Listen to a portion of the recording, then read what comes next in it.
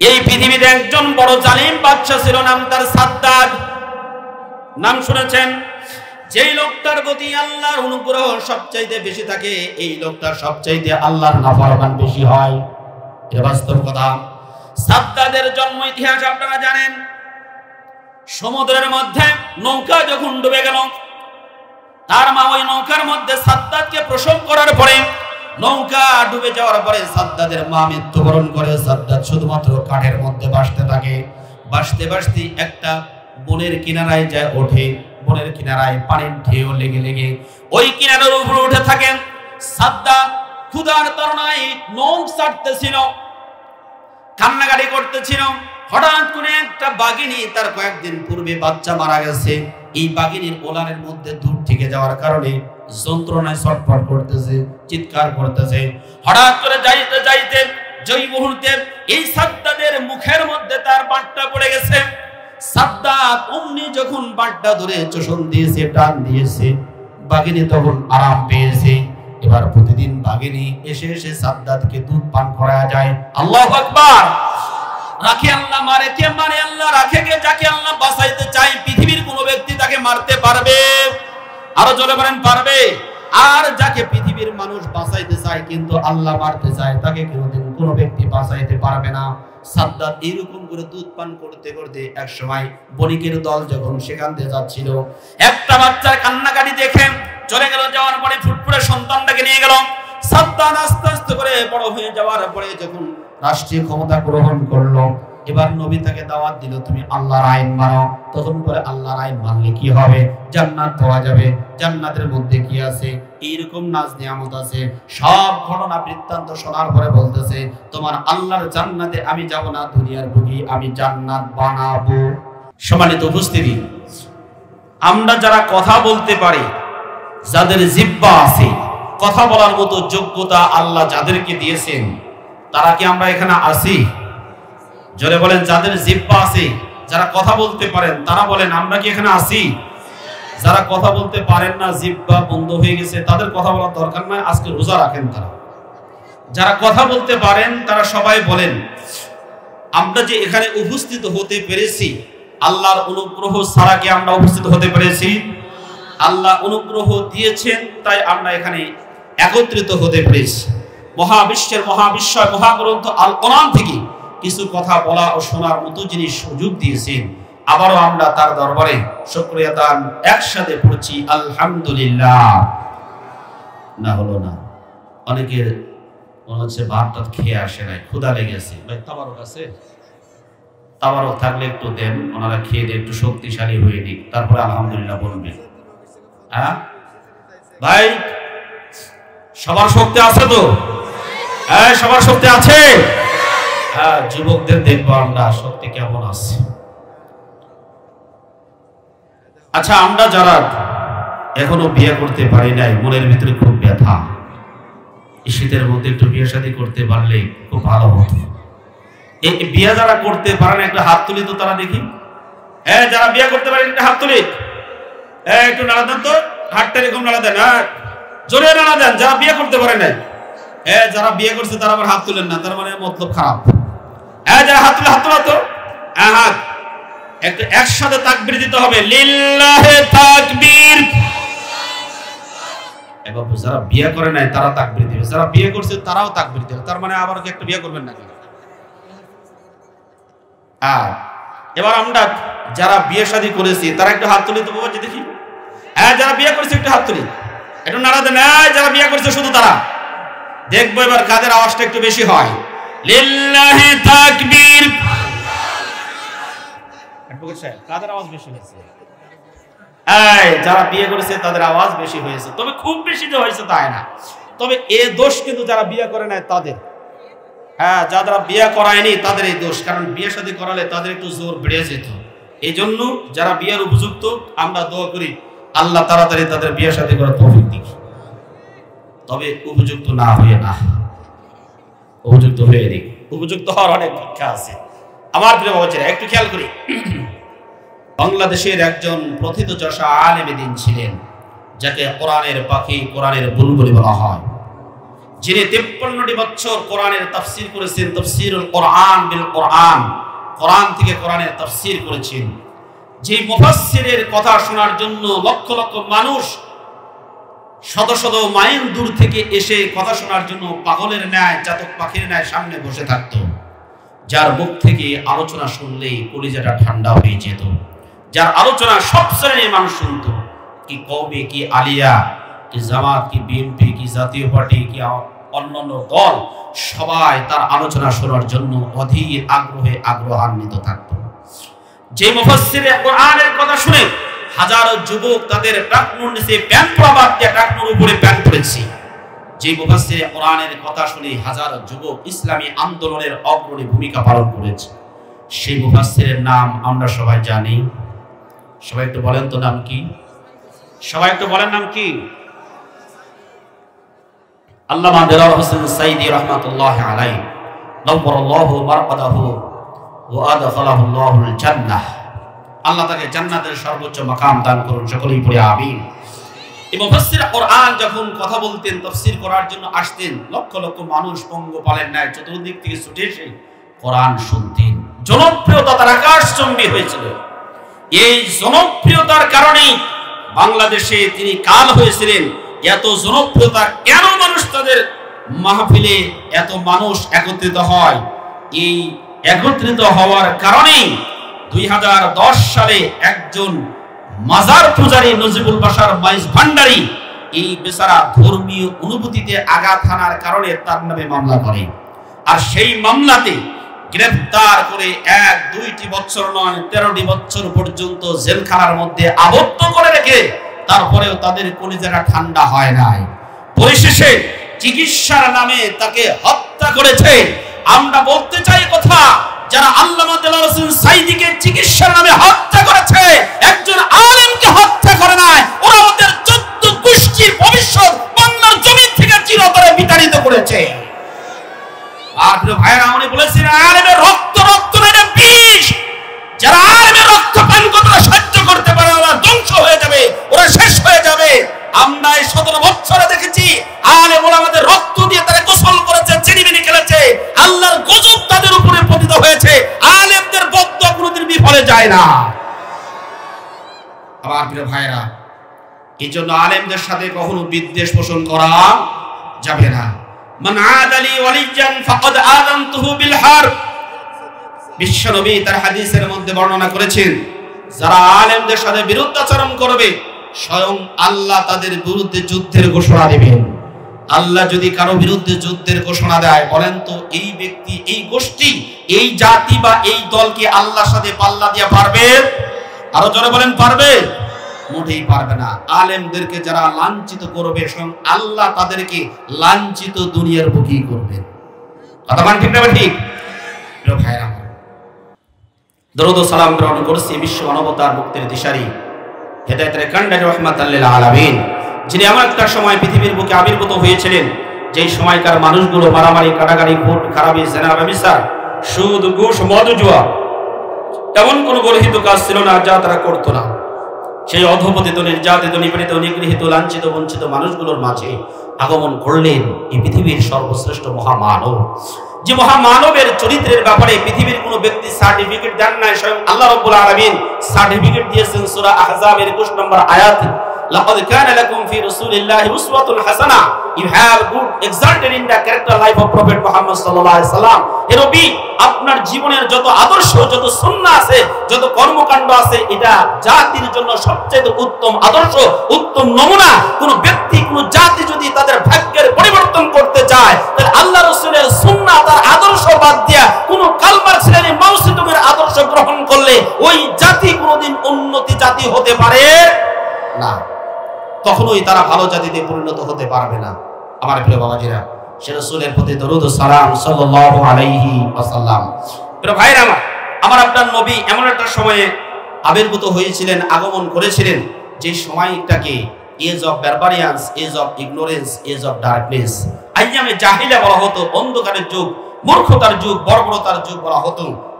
সেই সময় কিছু শিক্ষিত মানুষ ছিল, কিন্তু তারপরেও তাদেরকে শিক্ষিত বলে আখ্যায়িত করেন নাই, কারণ তাদের ভিতরে শিক্ষিত মানুষ ছিল বটে, তবে তাদের ভিতরে কোরআনের জ্ঞান ছিল না। আসমানের জ্ঞানে তারা জ্ঞানী ছিল না। আসমানের জ্ঞানে জ্ঞানী না হওয়ার কারণে ওরা যত বড়ই শিক্ষিত হোক না কেন, ওরা মনুষ্যত্বের শিক্ষা অর্জন করতে না পারার কারণে তাদেরকে মানুষ বলে আখ্যায়িত করেন নাই, বরং ওদেরকে অজ্ঞ, মূর্খ, জাহেল এভাবে আখ্যায়িত করেছেন। এবার আপনারা বলুন তো, সেই অধপতিত, নির্যাতিত, নিপীড়িত, নিগৃহীত, লাঞ্ছিত, বঞ্চিত সমাজটিকে আল্লাহ রাসূল মাত্র 23টি বছরের ব্যবধানে যেই গ্রন্থের মাধ্যমে সুন্দর একটি সমাজ বিনির্মাণ করেছিলেন, সুন্দর একটা সমাজ কায়েম করেছিলেন, ওই গ্রন্থের নাম সবাই একটু চিৎকার করে বলুন কি? যাদের জবান আছে সবাই বলেন এটার নাম কি? এর নাম কোরআন। এই কোরআনের মাধ্যমে মাত্র 23টি বছরের ব্যবধানে সমাজটিকে সুন্দর সোনালী সমাজে পরিণত করেছেন। এই কোরআন আমাদের মাঝে আছে না নাই? আরো জোরে বলেন আছে না নাই? আছে। প্রত্যেকটা মানুষের বাড়ির যে তাক আছে, সেই তাকের উপরে দেখবেন এই কোরআনের উপরে এক আঙ্গুল করে ধুলা পড়েছে, এক আঙ্গুল করে ধুলা পড়েছে। যেদিন মা অথবা বাবা অথবা আত্মীয় স্বজন মারা যাবে, সেই দিন কোরআনটা পেরে এরকম করে বসে মৃত মানুষের শিয়রে বসে বসে কোরআনটা পড়বে।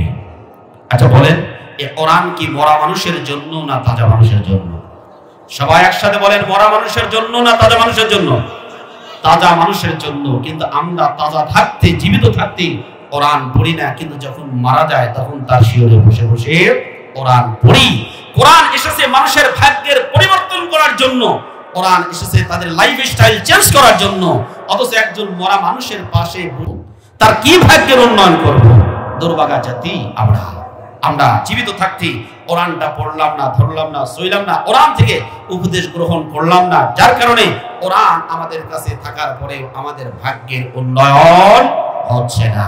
প্রিয় বন্ধুগণ আমার, আসুন আমরা সে কোরআন থেকে আলোচনা করব ইনশাআল্লাহ।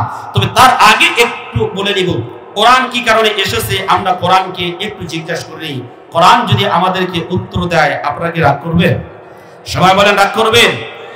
আল্লাহ রাব্বুল আলামিন বলেন, ইন্না আনজালনা ইলাইকাল কিতাবা বিল হাক্কি লিতাহকুমা বাইনান নাসি বিমা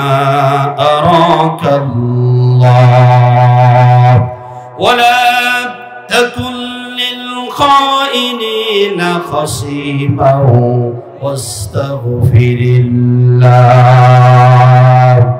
আল্লাহ রাব্বুল আলামিন সূরা নিসা 16 নম্বর রুকু 5 নম্বর পারা 14 নম্বর পৃষ্ঠা 14 নম্বর লাইনের 105 নম্বর আয়াতে জানায় দিলেন, অবশ্যই আমি এই কিতাবটা তোমার কাছে প্রেরণ করেছি নবী। নিশ্চয় আমি তোমার কাছে কিতাব মানে কোরআন নাযিল করেছি যথাযথভাবে, যৌক্তিকভাবে। কি কারণে কোরআন নাযিল করেছি? লিতাহকুমা বাইনান নাস, লিতাহকুমা বাইনান নাস, হে নবী, যাতে করে আপনি মানুষের মাঝে কোরআনুল কারীমের মাধ্যমে বিচার ফয়সালা করতে পারেন। আমার প্রিয় ভাইরা খেয়াল করেন, আল্লাহ রাব্বুল আলামিন আয়াতে কারিমার মধ্যে জানাই দিলেন লিতাহকুমা বাইনান নাস। হুকুম মানে আদেশ জারি করা, এখান থেকে হাকিম মানে বিচারক। এই যে আমাদের জজ কোর্টে যে বিচারকগুলো আছেন তাদেরকে হাকিম বলা হয়, মানে যিনি বিচার ফয়সালা করেন জাজ বা হাকিম বলা হয়। এই কোরআনুল কারীম এসেছে মানুষের মাঝে বিচার ফয়সালা করার জন্য। কিভাবে বিচার ফয়সালা করবেন আল্লাহ নিজেই জানিয়ে দিচ্ছেন, বিমা আরাকাল্লাহ, আল্লাহ আপনাকে যেভাবে দেখিয়ে দিয়েছেন সেইভাবে আপনি মানুষের মাঝে বিচার ফয়সালা করবেন। আমার প্রিয় বাবাজিরা, তাহলে কোরআনুল কারীম শুধুমাত্র মুমিনদের জন্য না, মুত্তাকিদের জন্য না। নাস বলতে পৃথিবীর সর্বস্তরের মানুষকে বোঝানো হয়, সব শ্রেণীর মানুষকে বোঝানো হয় না। শব্দের মাধ্যমে আল্লাহ কোরআনুল কারীম দিয়েছেন পৃথিবীর প্রত্যেকটা মানুষের মাঝে বিচার ফয়সালা করতে হবে। জোরে বলেন কি দিয়ে? আরো জোরে বলেন কি দিয়ে? কোরআনুল কারীম দিয়ে মানুষের মাঝে বিচার ফয়সালা করতে হবে। এবার প্রশ্ন হলো, আমার বাংলাদেশে যেই কোর্টগুলো পরিচালিত হয়, বলেন তো কোরআন দিয়ে কি বিচার ফয়সালা হয়? জোরে বলেন হয়? হয় না। যদি কোরআন দিয়ে বিচার ফয়সালা না হয় তাহলে কি ক্ষতিটা হবে, কি সমস্যা হবে? আমরা একটু কোরআনকে জানিয়ে দিই, কোরআন থেকে জানি। আল্লাহ রাব্বুল আলামিন নিজেই বলছেন, ফালা রাব্বিকা লা ইউমিনুনা হাত্তা ইউহাক্কিমুকা ফীমা শাজারা বাইনাহুম ثم لا يجدوا في أنفسهم حرجا مما قضيت ويسلموا تسليما সূরা নিসা 9 নম্বর রুকু 5 নম্বর পারা 7 নম্বর পৃষ্ঠা 9 নম্বর লাইনের 65 নম্বর আয়াতের মধ্যে আল্লাহ রাব্বুল আলামিন জানায়া দিলেন না হবে না না না ফালা না রাব্বিকা তোমার রবের কসম করে বলছি লা ইউমিনুনা তারা মুমিন হচ্ছে না ভবিষ্যতেও হবে না লা ইউমিনুনা ফি'লে মুজারি সিগা যার ভিতরে দুইটা কাল থাকে একটা বর্তমান আর একটা ভবিষ্যৎ কাল থাকে একটা প্রেজেন্ট আর একটা ফিউচার এরা মুমিন হচ্ছে না ভবিষ্যতে মুমিন হতে পারবে না এরা মুমিন হবে না কেন মুমিন হতে পারবে না কারণটা কি কি কারণে মুমিন হতে পারবে না আল্লাহ বলে দিয়েছেন লা ইউমিনুনা হাত্তা ইউহাক্কিমুকা এরামি যতক্ষণ পর্যন্ত তারা আপনাকে বিচারক হিসেবে না মানবে তার মানে যতক্ষণ পর্যন্ত আপনি বিচার ফয়সালা না করবেন আবার প্রিয় বাবাজিরা আমার দিকে একটু খেয়াল করেন আমার আপনার নবী মদিনা রাষ্ট্রের প্রেসিডেন্ট ছিলেন যতক্ষণ পর্যন্ত তিনি প্রেসিডেন্ট ছিলেন ততক্ষণ পর্যন্ত বিচার ফয়সালা করেছেন কি দিয়ে যারা ঘুমাইছেন তাদের বলার দরকার নাই তাদের একটা বালিশ দেন এটা জোরে বলেন কি দিয়ে ফয়সালা করেছে আরো জোরে বলেন কি দিয়ে কোরআন দিয়ে তিনি ফয়সালা করেছেন তাহলে বিশ্বনবী যদি কোরআন দিয়ে ফয়সালা করে থাকেন তাহলে আমাদেরকেও কোরআন দিয়ে ফয়সালা করতে হবে কথা কোন ঠিক কিনা কোরআন বাদ দিয়ে অন্য কোনো মন্ত্র তন্ত্র দিয়ে বিচার ফয়সালা করলে সেই বিচার ফয়সালা কোনোদিন সঠিক হতে পারে না ইনসাফ হতে পারে না জাস্টিস পূর্ণ বিচার ফয়সালা হতে পারে না তিরমিজি শরীফের মধ্যে এসেছে বিশ্বনবী বলেন মান ক্বালা বিহি সাদাকা যেই ব্যক্তি কোরআন দিয়ে কথা বলল সেই ব্যক্তি সত্য কথা বলল ওমান হাকামা বিহি আদালা যেই ব্যক্তি কোরআন দিয়ে ফয়সালা করলো ইনসাফপূর্ণ ফয়সালা করলো ওমান দাআ বিহি হুদিয়া ইলা সিরাতিল মুস্তাকিম যেই ব্যক্তি কোরআনের মাধ্যমে আহ্বান করলো কোরআনের দিকে আহ্বান করলো সেই ব্যক্তিকে আল্লাহ রাব্বুল আলামিন সিরাতে মুস্তাকিমের দিকে তাকে আহ্বান করা হলো আমার প্রিয় বাবাজিরা তাহলে কোরআন দিয়ে ফয়সালা না করলে কোনোদিন জাস্টিস পূর্ণ বিচার ফয়সালা করা যায় না এবার একটু খেয়াল করেন সূরা নিসার 65 নম্বর আয়াতে আল্লাহ বলেন হাত্তা ইউহাক্কিমুকা ফীমা শাজারা বাইনাহুম তোমাদের জীবনে যত সমস্যা আছে এই সমস্যার সমাধান করতে গিয়ে বিশ্ব নবীকে যদি বিচারক হিসেবে না মানো তাহলে কোনোদিন তোমরা মুমিন হতে পারবে না আমার প্রিয় বাবাজিরা আমি যে সূরা নিসার 65 নম্বর আয়াতটা বললাম যে কথাটা বললাম এই কথাটা কি আমার ব্যক্তিগত নাকি আল্লাহর এটা জোরে বলেন কার আল্লাহর কথা আল্লাহর কথা বলার পরে কোনো ব্যক্তি যদি গ্রহণ না করে কোনো ব্যক্তি যদি বলে না কেমন কেমন যেন লাগছে মনে হয় সঠিক না তাহলে এই কোরআন শোনার পরে আবু জেহেল আবু লাহাব এরাও হেদায়েত পায় নাই আবার মনে হয় কোরআনুল কারীম শোনার পরে যারা দ্বিমত পোষণ করবে এরাও এদের কপালে মনে হয় আল্লাহ হেদায়েত রাখেন জোরে বলেন হেদায়েত রাখছেন না কোরআন শোনার পরে আর কোনো সেফ চলবে না কোনো কথা চলবে না ওয়া ইতিল্লাহ ওয়া রাসূলা ওয়া ইয়াখশাল্লাহ ওয়া ইয়াত্তাকিহি ফাউলাইকা হুমুল ফাইজুন যারা আল্লাহর আনুগত্য করলো রাসূলের আনুগত্য করলো আল্লাহকে ভয় করলো তাকওয়ার গুণে গুণান্বিত হলো ওরাই হলো সফল কাম হলো আল্লাহর কথা শোনার পরে আর কোনো সেখানে চলবে না প্রিয় বাবাজিরা তাহলে কোরআনুল কারীম এসেছে মানুষের মাঝে বিচার ফয়সালা করার জন্য আমি আপনাদের আরেকটা ইনফরমেশন দিয়ে সামনে দিকে যাচ্ছি এই যে মেরাজের আলোচনা সব জায়গাতেই শুরু হয়েছে সূরা বনী ইসরাঈলে 23 নম্বর আয়াত থেকে নিয়ে 46 নম্বর আয়াত পর্যন্ত 36 নম্বর আয়াত পর্যন্ত এখানে 14 দফা কর্মসূচির কথা বর্ণনা করা হয়েছে ইসলামী সমাজ বিনির্মাণের ক্ষেত্রে 14 দফা কর্মসূচি নবী করিম সাল্লাল্লাহু আলাইহি সাল্লাম আল্লাহর পক্ষ থেকে নিয়ে এসেছেন এই 14 দফা কর্মসূচির ভিতরে একটাও নামাজ রোজা হজ যাকাত এগুলোর কথা নাই সবগুলো আছে সমাজ বিনির্মাণ করার কথা সুবহানাল্লাহ বলে ইসলাম শুধু নামাজ রোজা হজ যাকাত এগুলোই কথা বলেন এগুলো তো থাকতেই হবে নামাজ রোজা হজ যাকাত না করার পরে যদি কোনো ব্যক্তি মুসলমান বলে দাবি করে আর যদি দাবি করে নামাজ না পড়লে কি হবে আমার ঈমান বড় পাকা এমন লোক বলার আছে না নাই যারা বলেন আছে না নাই হুজুর নামাজ না পড়লে কি হবে, আমার ঈমান বড় পাকা। আরে ভাই, ঈমান থাকলেই না পাকা হবে। যেই ব্যক্তি নামাজ আদায় করে না, ও ব্যক্তি আর কাফেরের মাঝে কোনো পার্থক্য নাই। মান তারাকা সালাতা মুতাআম্মিদান ফাকাদ কাফার, যেই ব্যক্তি ইচ্ছাকৃতভাবে নামাজ ছেড়ে দিল, সেই ব্যক্তি কুফরিদের কাফেরদের মতো কাজ করল। সুতরাং যারা বলে নামাজ না পড়লে কি হবে, অন্যান্য ভালো কাজগুলো তো করছি, এরা বোকার স্বর্গে বাস করছে। নামাজ, রোজা, হজ, যাকাত এগুলো তো মানবি থাকতেই হবে। এরপরেও যে 14 দফা কর্মসূচি আছে, এই কর্মসূচির ভিতরে নামাজ রোজার কথা আসে না, এবং সমাজ বিনির্মাণ করার জন্য কোরআন বলেছে। এর ভিতরে জানা করা যাবে না সেই কথা আছে, অন্যায়ভাবে কাউকে হত্যা করা যাবে না সেই কথা আছে, নিজেদের সন্তানাদি একটি হলে ভালো হয়, দুটি হলে আর নয়। এই স্লোগান আমাদের দেশে আছে না নাই? জোরে বলেন আছে না নাই? এখন আমাদের দেশের জ্ঞানীগুণী সমাজ বলতে পারে কথা, হুজুর জনসংখ্যা বেড়ে গেলে খাবো কি? ও চিন্তা আপনার না, ও চিন্তা আল্লাহ। কারণ যেই রব আমাকে আপনাকে খাদ্য দেন, ওই রব জন্মগ্রহণ করার 40 দিন পূর্বে আল্লাহ রিজার্ভ ফান্ড রেখে দিয়েছে। আগে ছিল 7 কোটি মানুষ ভাত খাইতে পারতো না, এখন 20 কোটি মানুষ 3 বেলা খেয়ে দেও এটা করে। আছে না নাই?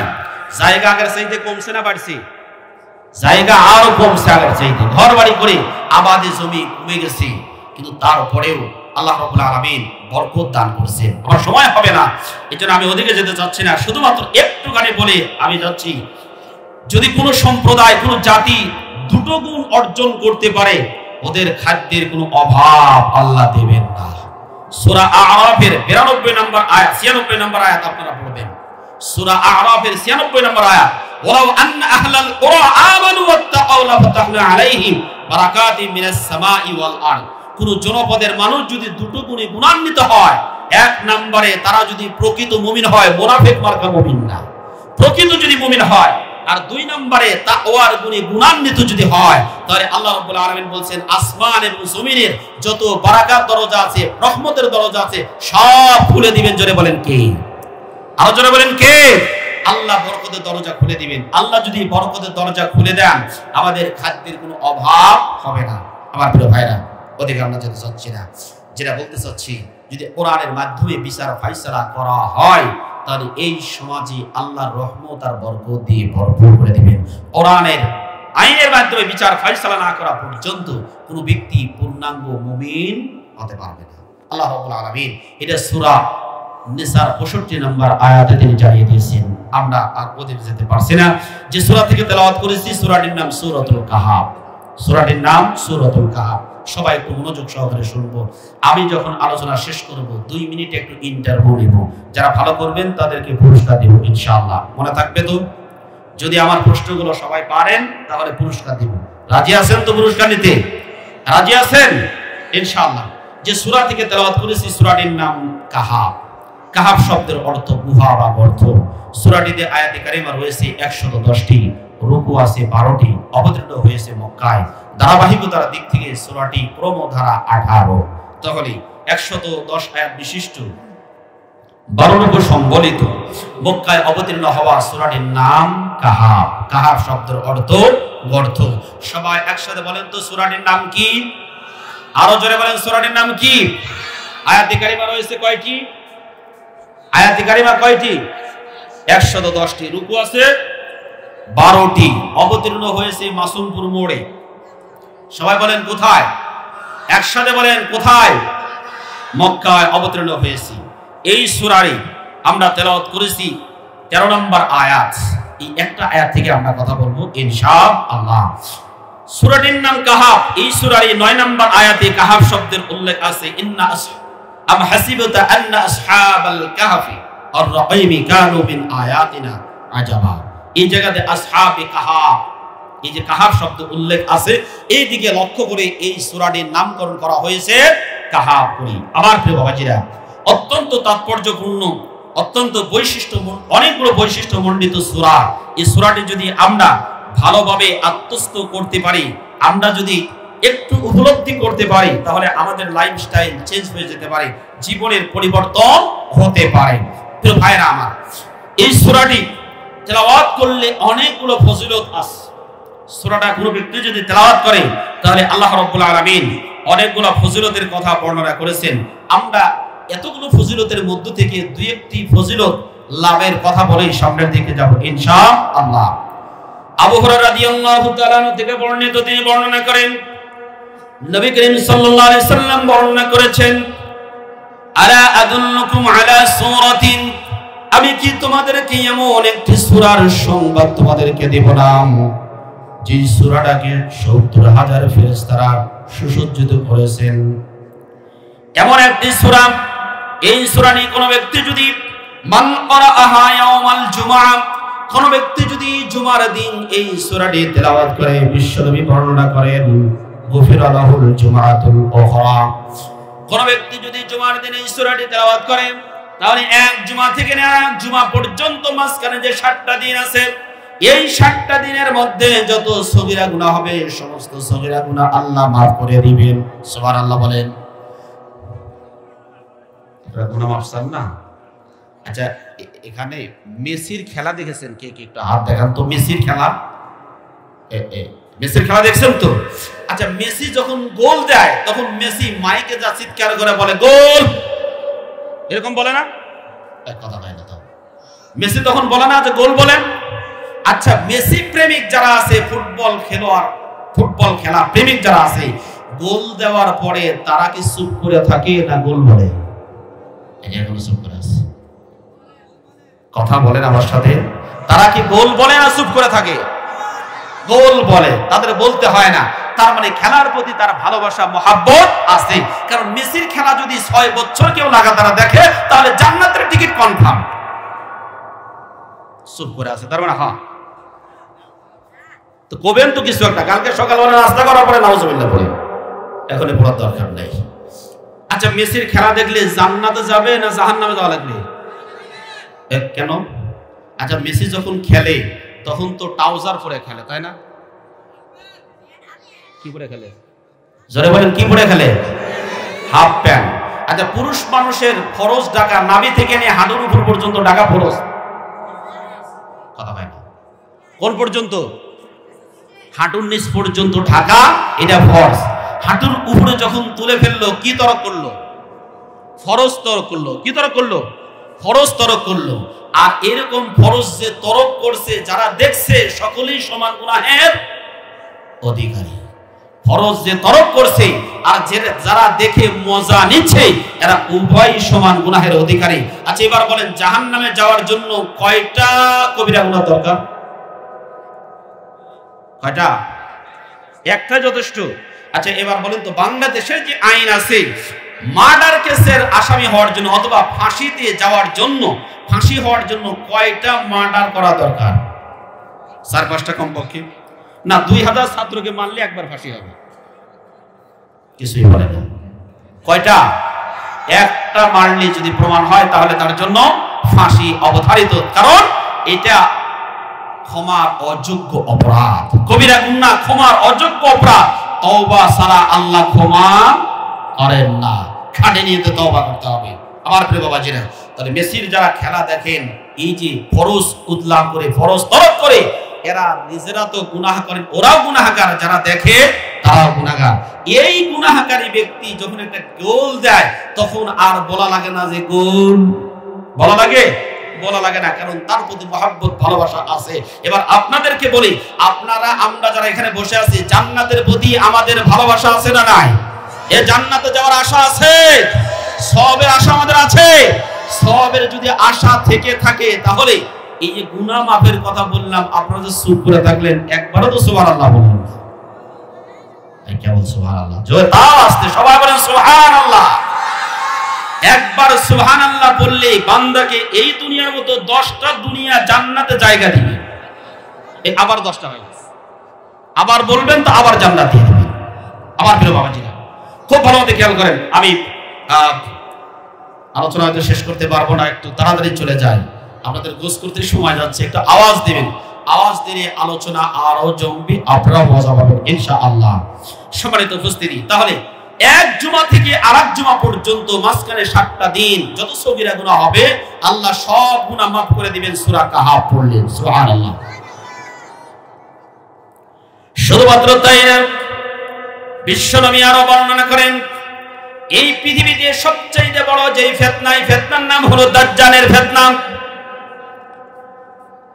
নবী করিম সাল্লাল্লাহু আলাইহি সাল্লাম বর্ণনা করেন আবহাওয়া ফিতনাতুদ দাজ্জাল, যে ব্যক্তি সূরা কাহফটা জুমার দিন তেলাওয়াত করবে আল্লাহ রাব্বুল আলামিন দাজ্জালের ফিতনা থেকে তাকে পরিপূর্ণভাবে হেফাজত করবেন।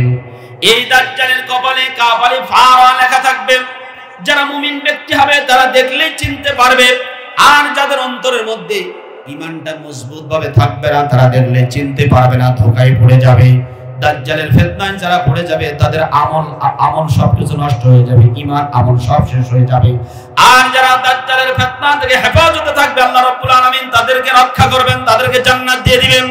আমার প্রিয় বাবাজিরা, বিশ্বনবী এই জন্য বর্ণনা করেছেন কোন ব্যক্তি যদি সূরা কাহফ প্রত্যেকটা জুমার দিন তেলাওয়াত করে তাহলে তাকে এই দুইটা ফজিলত দিবেন।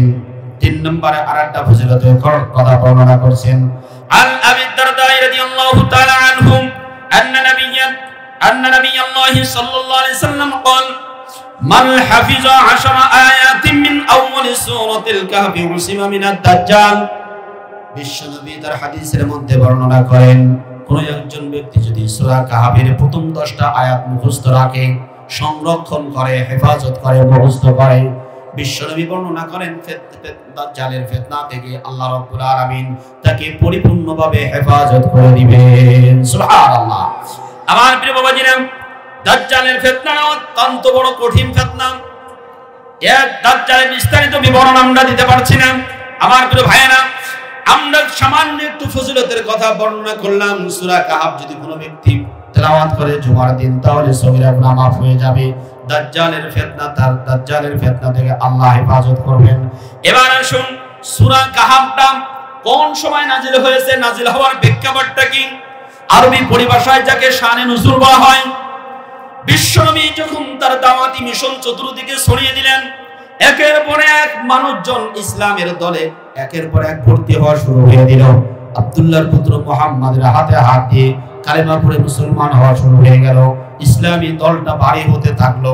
আমার প্রিয় বাবাজিরা, ওই সময় ইসলামী দলে আস্তে আস্তে করে লোকজন চতুর্দিক থেকে যোগ দেওয়া শুরু করে দিয়েছে।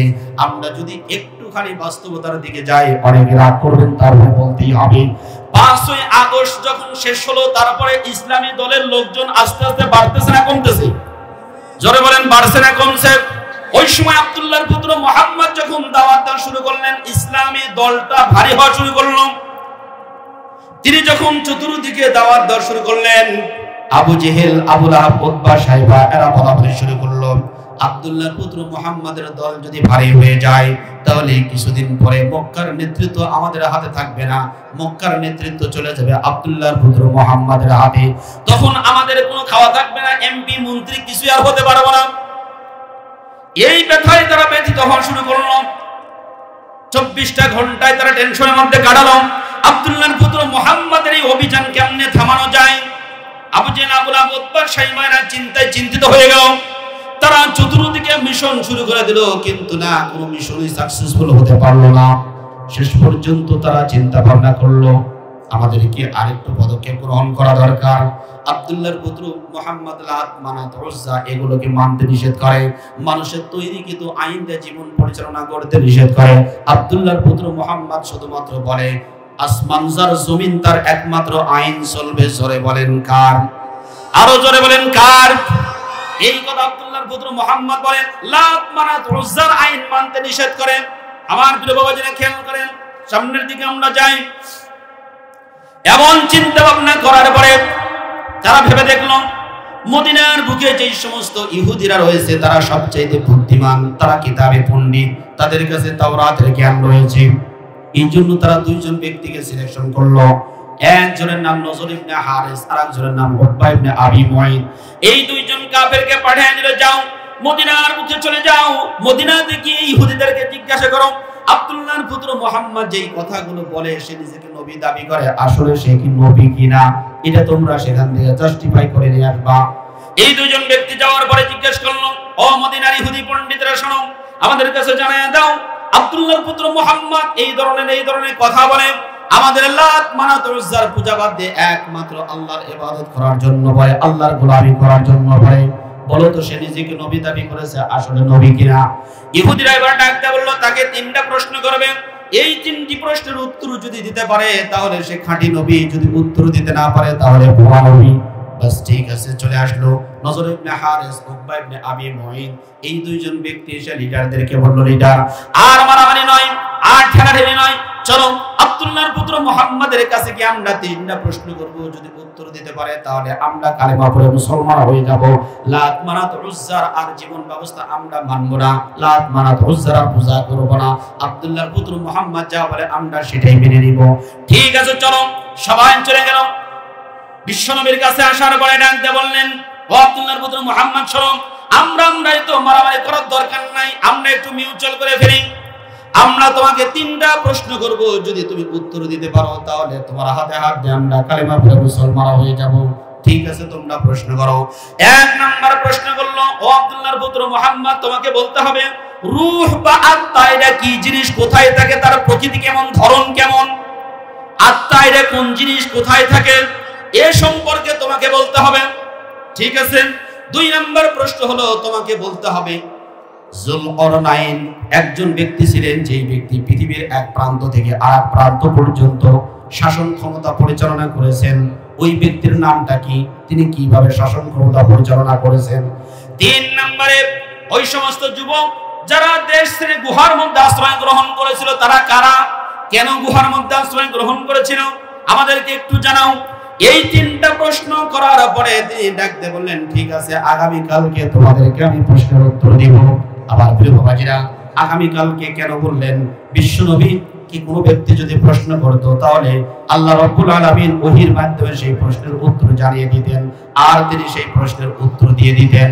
কোরআন আমাদেরকে জানিয়ে দিচ্ছেন, ওয়ামা ইয়ানতিকু আনিল হাওয়া ইন হুয়া ইল্লা ওয়াহয়ুন ইউহা। সূরা নজম 3 এবং 4 নম্বর আয়াত, 27 নম্বর পারা 5 নম্বর পৃষ্ঠার প্রথম নম্বর লাইন। আল্লাহ রাব্বুল আলামিন বলেন, বিশ্বনবী তিনি নিজের পক্ষ থেকে কোনো কথা বানিয়ে বলেন না, আল্লাহ যা ওহী অবতীর্ণ করেন তিনি তাই বলেন। আগামী কালকে তিনি বলবেন, ওহী অবতীর্ণ হওয়ার বর্ষায় তিনি বসে থাকলেন, আগামী কালকে যখন সময় আসলো তিনি বলতে পারলেন না।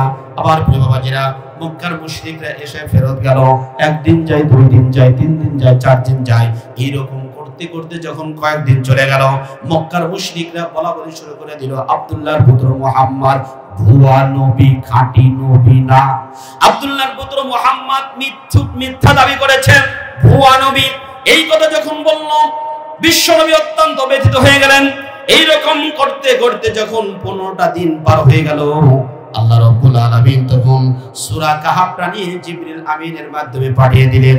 এই তিনটা প্রশ্নের উত্তর জিবরিল আমিন এসে নাযিল করে গেলেন। সুবহানাল্লাহ। এই তিনটা প্রশ্নের উত্তর জিবরিল আমিন দিয়ে দিলেন। আবার প্রিয় বাবাজিরা, সবাই একটু মহব্বত করে জিকির করে সামনের দিকে এগিয়ে আসবো। বটগাছের মোতার মতো শক্ত হয়ে কেউ থাকবো না, একটু জিকির করে আর সামনের দিকে আস। লা ইলাহা ইল্লাল্লাহ। জান্নাতের মধ্যে জায়গা করে দিবে। যারা বসে আছেন তাদের জন্য না, চুপ করে বসে আছেন একটু সামনের দিকে আসেন। যদি 4 ইঞ্চিও হয়, 4 আঙ্গুলও হয়, তাও সামনের দিকে আসবেন। এটা গোষ্ঠায় বুঝি তো, একটু সামনের দিকে আসেন ভাই, একটু সামনের দিকে আসেন। এই মাঝখানে অনেক জায়গা ফাঁকা হয়েছে, আসেন সামনের দিকে আসেন, সবাই জলদি আসেন, তাড়াতাড়ি আসেন। এই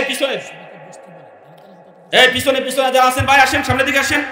আর পিছনে যুবক ভাই যারা আছে, আমি অনুগ্রহ করে বলবো কোরআনের মাহফিলে আমরা আদবের সাথে বসে যাই। ওয়াইদা কুরিআল কুরআন ফাসতামিউ লাহু ওয়ানসিতু লাআল্লাকুম তুরহামুন। সূরা আরাফের 224 নম্বর আয়াত। আল্লাহ রাব্বুল আলামিন বলেন, যখন তোমাদের সামনে কোরআনের আলোচনা করা হয় তখন কান লাগিয়ে শুনতে হবে। হুজুর এখানে আছেন, একটা হলো এই আস-সামউ মাজদার থেকে এসেছে, আর একটা হলো ইস্তেমা। দুইটার ভিতরে অনেক পার্থক্য, মনোযোগ সহকারে শুনতে হবে। পান খাওয়া যাবে না, গান গাওয়া যাবে না, বাদাম খাওয়া যাবে না, এদিক ওদিক তাকানো যাবে না, একদম মনোযোগ সহকারে হৃদয় দিয়ে শুনতে হবে, তাহলে আল্লাহর পক্ষ থেকে রহমত নাযিল হবে। ওই যে সামনের ওই পিছনের ভাইগুলা এখনো সামনের দিকে এগিয়ে আসে না, একটু আসেন না সামনে, আরেকটু আসেন। আমার প্রিয় ভাইরা, প্রশ্ন কয়টা? সবাই বলেন প্রশ্ন কয়টা? আরো জোরে, জোর হলো না, জোরসে মারো। প্রশ্ন কয়টা? তিনটা। এক নম্বরে রূহ কি জিনিস, দুই নম্বরে ওই ব্যক্তি যিনি পৃথিবীর এক প্রান্ত থেকে আরেক প্রান্ত পর্যন্ত রাজত্ব করেছেন, ক্ষমতাগিরি করেছেন। তিন নম্বরে ওই সমস্ত যুবক যারা দেশ ছেড়ে গুহার মধ্যে আশ্রয় গ্রহণ করেছে, তাদের পরিচয়টা কি, কেন গিয়েছিলেন, ওই সময়কার বাদশা কেমন ছিল, নাম তার কি, ইত্যাদি ইত্যাদি আপনাকে জানাইতে হবে। যে ঘটনাগুলো ঘটেছে এই সময় বিশ্বনবী ছিলেন না, দীর্ঘদিন আগের ঘটনাগুলো। এই কথা বলার পরে বিশ্বনবী তিনি বললেন ওহী আসলে আমি বলবো। যাই হোক, শেষ পর্যন্ত ওহী আসলো। আসার পরে বিশ্বনবী সবাইকে ডাকতে বলেন, এই তোমরা কোথায় আছো, সবাই আসো, আমি তোমাদের তিনটা প্রশ্নের উত্তর দিব। প্রশ্ন কয়টা যেন সবাই একটু বলেন, আরেকটু। তিনটা প্রশ্নের মধ্যে এক নম্বর প্রশ্ন ছিল وَيَسْأَلُونَكَ عَنِ الرُّوحِ قُلِ الرُّوحُ مِنْ أَمْرِ رَبِّي وَمَا أُوتِيتُم مِّنَ الْعِلْمِ إِلَّا قَلِيلًا। সূরা বনী ইসরাঈল 10 নম্বর রুকু, 15 নম্বর পারা, 9 নম্বর পৃষ্ঠা, 4 নম্বর লাইন, 5 নম্বর লাইন, 84 নম্বর আয়াত। আল্লাহ রাব্বুল আলামিন ডাক দিয়ে বললেন, হে নবী, তারা আপনাকে প্রশ্ন করবে রূহ সম্পর্কে, রূহ কি জিনিস।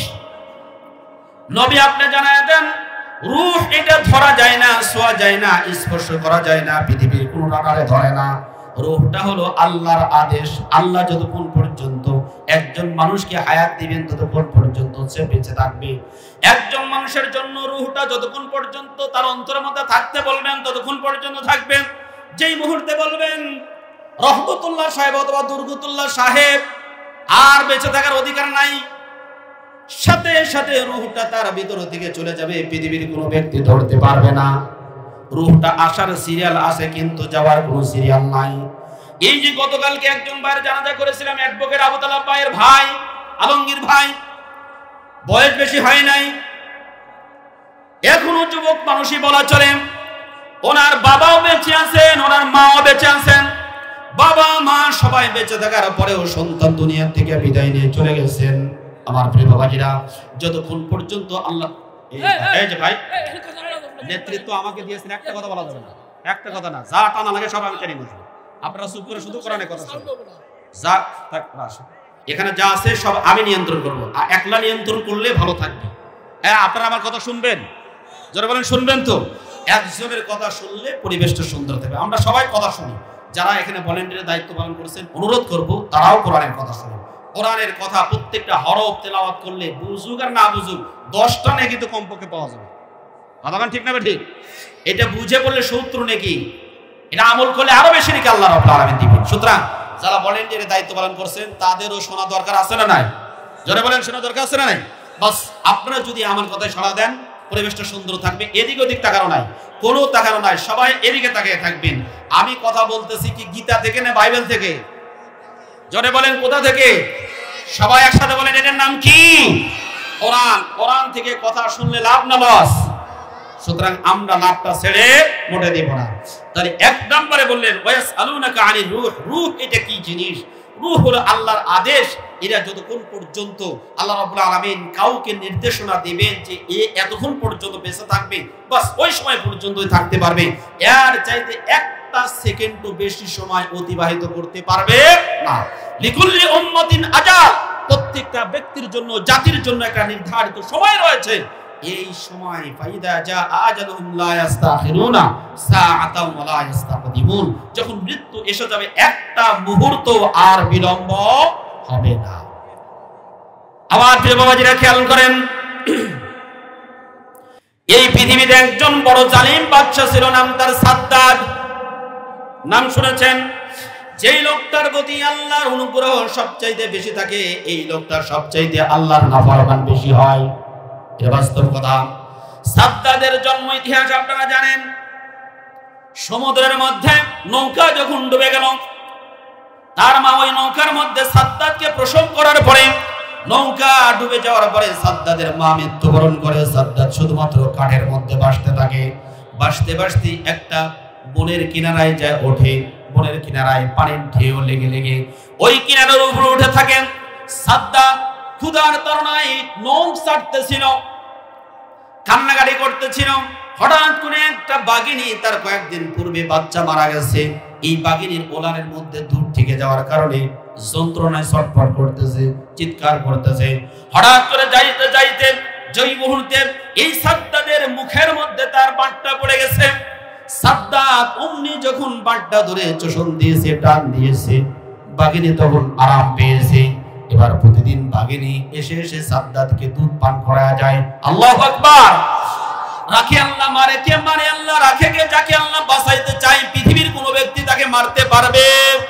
আরো জোরে বলেন, পারবে?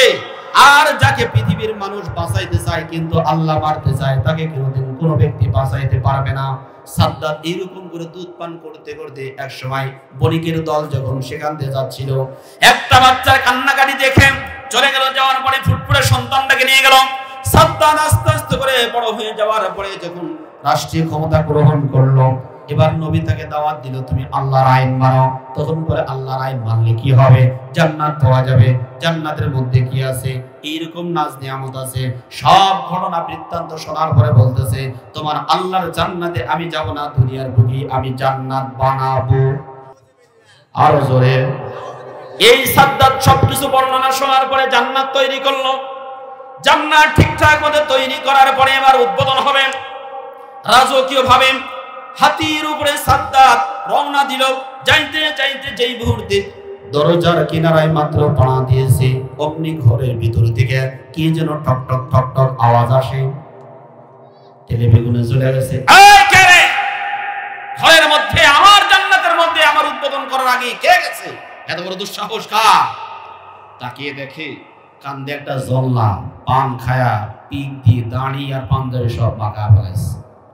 একটা ভালো মানুষ যদি জান্নাতে ঢুকতো তাও একটা কথা ছিল, এ কেমন আনসোশাল, এবড়ো থেবড়ো ময়লাওয়ালা মানুষ আমার জান্নাতের মধ্যে ঢুকছে না, তা হতে পারে না। তেলে বেগুনে জ্বলে ওঠায়, ফকির তোর এত বড় সাহস, তুই জান্নাতের মধ্যে ঢুকলি কে? আর আস্তে আস্তে করে ফকির বলে, সাদ্দাত আমি হলাম মালাকুল মউত, আমি হলাম মালাকুল মউত। সাদ্দাদের বুঝতে বাকি রইল না, আমার প্রাণবায়ু এই মুহূর্তে শেষ হয়ে যাবে। আমার যত গর্জন তর্জন, যত ক্ষমতার বাহাদুরি, এখন আর কিচ্ছু কুলাবে না। এবার অনুনয় করে বলতেছে, আমাকে একটু সময় দাও, আমি শুধু জান্নাতের ভিতরে ঢুকবো আর বের হবো, তারপরে তুমি প্রাণবায়ু কেড়ে নিও। বলছে, এক মুহূর্ত সময় হবে না, হাতির উপরে আসো, হাতির উপর থেকে নামার তোমার কোনো সুযোগ নাই। সাদ্দাত হাতির উপরে থাকার অবস্থায় মৃত্যুবরণ করেছে, জান্নাত ঘুরে দেখার সুযোগ হয় না। মৃত্যু যার যখন আসবে, একটা সেকেন্ডের সময় লেট করার কোনো সুযোগ আছে নাই। বর্তমানে এমন এমন কিছু রোগ নেমেছে যার চিকিৎসাও নাই। হার্ট অ্যাটাক করলে ও আর কি চিকিৎসা করবে? নিয়ে যাওয়া ডাক্তার আসার আগেই মারা যায়, তাই না? ডাক্তার আসার আগেই মৃত্যুবরণ করে। আমার প্রিয় বাবাজিরা, রূহ হলো আল্লাহর আদেশ। আল্লাহর আদেশ আমার আপনার বুকের মধ্যে থাকার পরে এত কিসের অহংকার, এত কিসের গর্ব, কিসের ক্ষমতার দাপট? ক্ষমতা নেওয়ার সাথে সাথে যদি প্রাণ বায়ুটা উড়ে যায়, আমার এই ক্ষমতা দিয়ে কি হবে? কথা বলেন ঠিক না বেঠি? সুতরাং এই চেয়ার পাওয়ার পরে যারা অহংকার করে, ওদেরকে মনে রাখা দরকার, এই চেয়ারের প্রকৃত মালিক আমি না, এই চেয়ার ওলাদেরও একজন চেয়ার ওলা আছে, তার নাম হলেন আমার আল্লাহ। তিনি যখন ধরে টান দিবেন, থাকার কোনো সুযোগ আর থাকবে না। প্রিয় ভাইরা আমার, এই জন্য অনেক মানুষ আছে যারা ক্ষমতা পাওয়ার পরে এমন বড়াই দেখায়, এত অহংকার করে, এত কিছু করে। আসলে যারা অহংকার করে আল্লাহ তাদেরকে ভালো থাকতে দেন।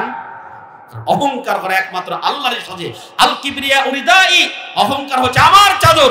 যেই ব্যক্তি আমার চাদর নিয়ে টানাটানি করবে, আল্লাহ তাকে অপমানিত, লাঞ্ছিত করবেন। কথাখান ঠিক না ঠিক? যদি ছোট্ট একটা উদাহরণ দিয়ে অনেকে রাগ করবেন, তারপরে বোঝানোর জন্য বলছি। এই 5ই আগস্টের ঠিক 10 দিন পূর্বে বলেছিল, পৃথিবীর এমন কোন শক্তি নাই, যেই শক্তি, এমন কোন জাতি নাই যে জাতি আমাদেরকে চেয়ার থেকে নামাইতে পারে। বলেছিল কিনা মনে আছে আপনাদের? অহংকারীদেরকে পছন্দ করেন না কে? আরো জোরে বলেন কে?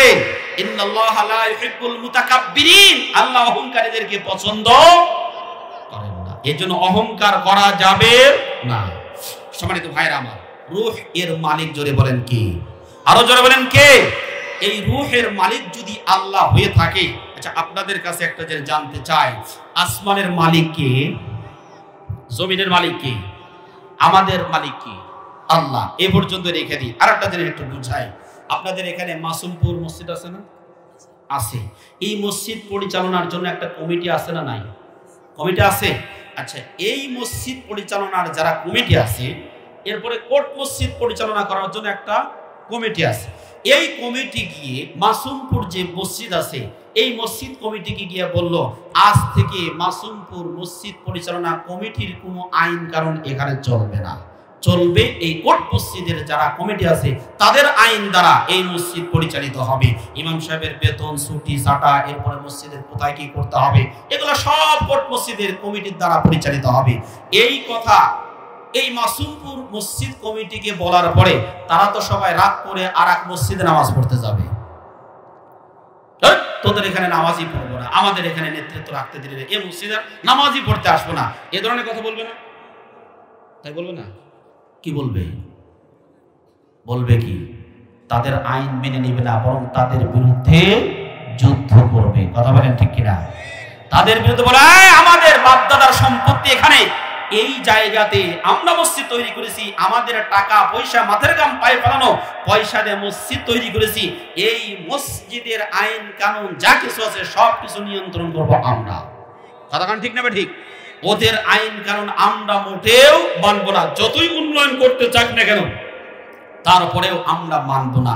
না মানার পিছনে আমার কাছে যতটুকু মনে হয়েছে, কারণ এই মসজিদে জায়গা দিয়েছে আপনার বাবা দাদা, এরা দিয়েছে, আপনারা মাথার ঘাম পায়ে ফেলানো অর্থ দিয়ে সেই মসজিদটা নির্মাণ করেছেন। সুতরাং এর সাথে অঙ্গাঙ্গি ভাবে আপনাদের পরিশ্রম এবং চিন্তা চেতনা জড়িত আছে, সম্পৃক্ত আছে। সুতরাং এই মসজিদের নেতৃত্ব কর্তৃত্ব আপনাদের হাতে থাকবে, অন্য কারো নেতৃত্ব কর্তৃত্ব এই মসজিদে চলবে না। এই কথাটা কি ঠিক না ঠিক? সবাই বলেন ঠিক না ঠিক? আচ্ছা, এতটুকু কথা বোঝার জন্য কি এমএ পাস করা দরকার?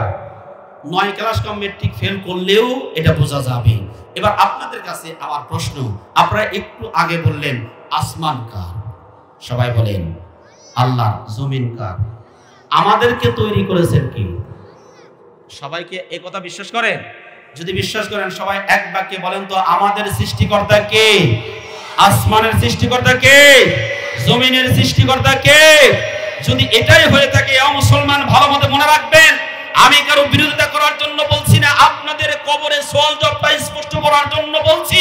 কোরআনের ভাষায় আমি বলছি, আপনাদের মসজিদ যদি অন্য কোনো ব্যক্তি এসে পরিচালনা করে আপনারা মেনে না নিতে পারেন, তাহলে যে আল্লাহ আসমান তৈরি করেছেন, জমিন তৈরি করেছেন, আমাকে আপনাকে তৈরি করেছেন, ওই আল্লাহর জমিনটা শুধুমাত্র আল্লাহর আইন দ্বারাই চলবে। কথা বলেন ঠিক কিনা?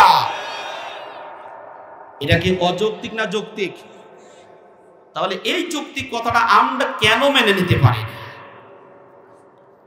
আরেকটি ছোট্ট উদাহরণ আপনাদেরকে দিই। আপনাদের এলাকায় মানুষ মারা যাওয়ার পরে কবরে যখন রাখেন, তখন বুকের উপরে হাত রেখে একটা বাক্য পড়ে। কি বাক্য যেন?